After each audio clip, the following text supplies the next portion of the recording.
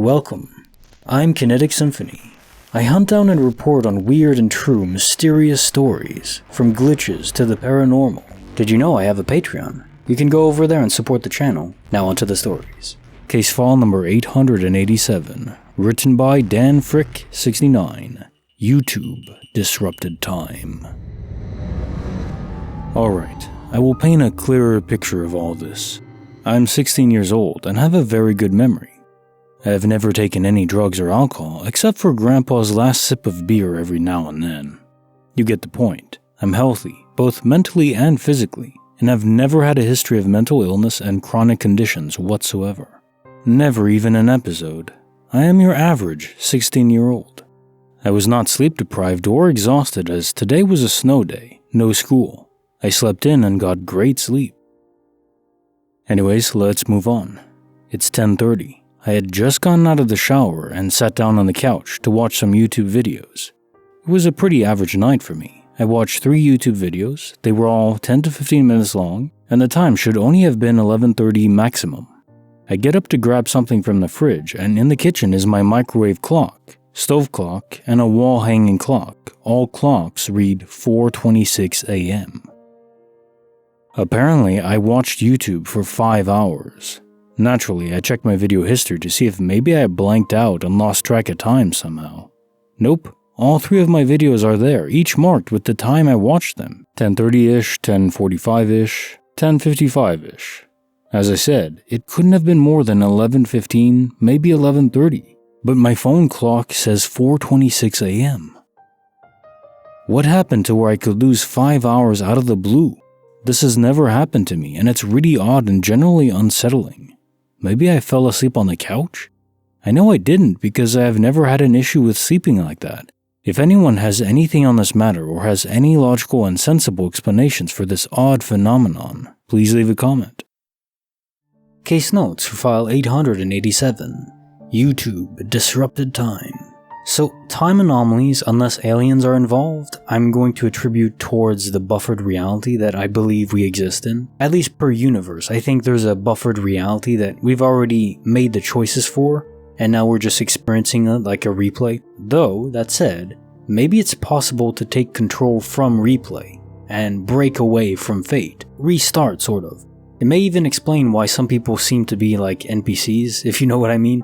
Just going with the motions. In the case of this glitch, where YouTube seems to have caused you to lose track of time, it's conceivable that you just zoned out and your memory went blank. Though I would look for any markings on your body, because it was at night, so it's conceivable that you were abducted, and the memory is simply suppressed. The telltale signs of that are any kinds of markings that weren't there before, sometimes triangle patterns, like a bruise, and sometimes objects embedded within the skin. If you find nothing, then it may just be an anomaly of the universe itself, glitching out and skipping ahead. Case file number 888, written by Bloink, when the universe decides to bake cookies. So I made cookie dough and let it sit in the fridge. I've been making a couple when I want them. Problem is, it's been a while since I've baked cookies, so I keep over baking them. Last night I made some after dinner. I put them straight on the little tray in the air fryer, and it was a bit of a disaster because the cookies went through the grates in the tray and stuck to it. So I vowed never to do that again and always put them on tinfoil. I scraped them off and they were just crumbs by the end. I took out the tray and left it in the sink to soak off the crumbs. Also, I have a cold and couldn't really taste it, so I didn't take care to make any more and just brushed my teeth and went to bed. My husband stayed in the kitchen/living room for the rest of the night. This evening, next day, my husband says he tried the cookies I made and really liked them. I say, "What cookies?" He says, "The ones you made last night and left in the air fryer." I said, "No, I only made the ones that stuck to the tray," and we basically both just kept insisting that the other had made it. Well, to be more specific, he just wanted to drop it and assumed I made them and forgot about it. I.e., he wasn't trying to spook me or make a big deal out of it. I was the only one who found it particularly strange. Some other details. They were baked on the bottom of the air fryer, below the tray. Now, I've never ever put something straight onto the air fryer with no tray before.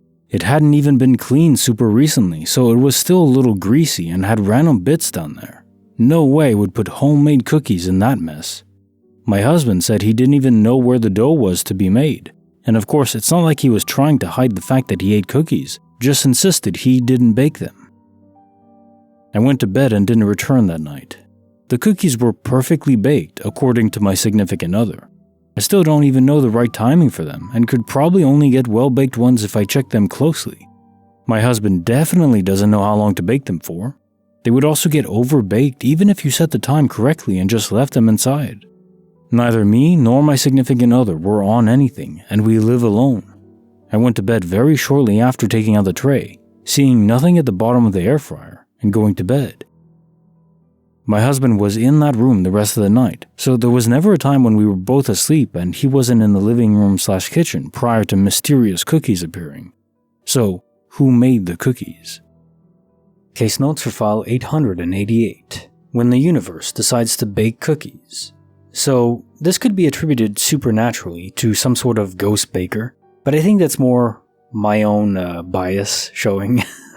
Having a ghost that wouldn't mind cooking for me, that's free employment right there. However, it may be something more akin to a parallel universe crossover, where I think if souls can cross over, perhaps it's possible for physical matter as well. So in a different universe, you correctly baked those cookies still in the air fryer, and they were there for your husband because in the other universe you had baked them. And in that universe, those cookies probably disappeared. So quite a horror show for them, but you benefit. Well, no, your husband benefits. Hard to argue with that. Bonus file, written by Picasso96, The Old Man Next Door. So this happened when I was 5 years old. I'm female, 26 now, and from Norway.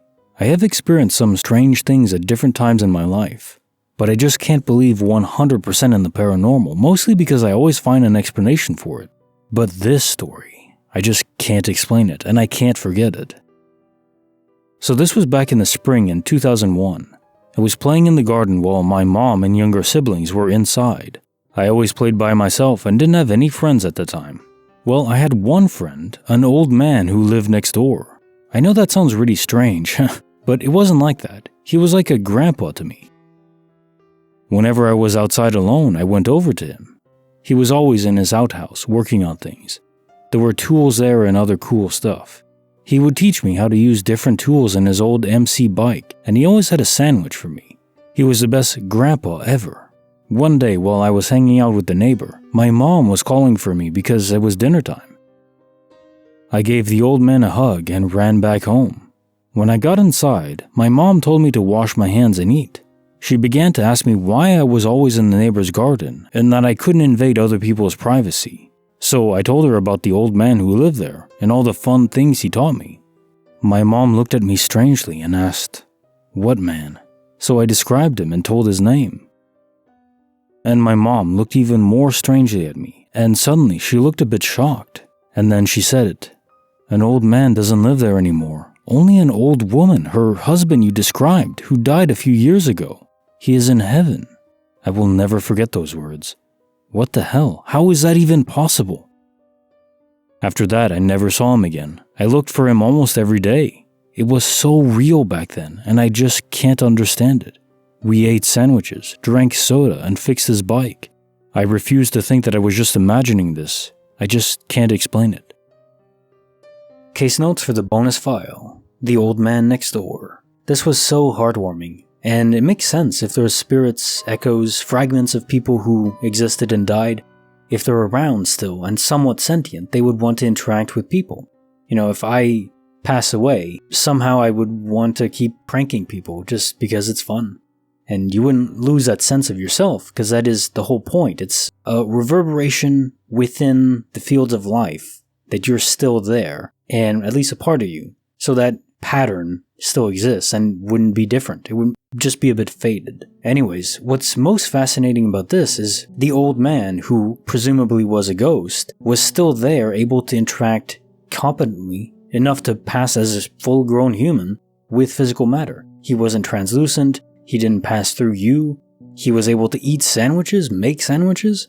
I wonder, where did he get the food for that? Was he raiding his widow wife's fridge? I mean, where else would he get the food from? So maybe she noticed that the food was missing and just went with it. She actually is probably feeling that sense that he's still around. Curious that he interacts with you, the neighbor's kid, instead of her. Maybe he was interacting with her as well. I wonder if they had kids before. Maybe they didn't, and this was something that was missing in his life. Unfinished business of sorts, to interact and teach a daughter.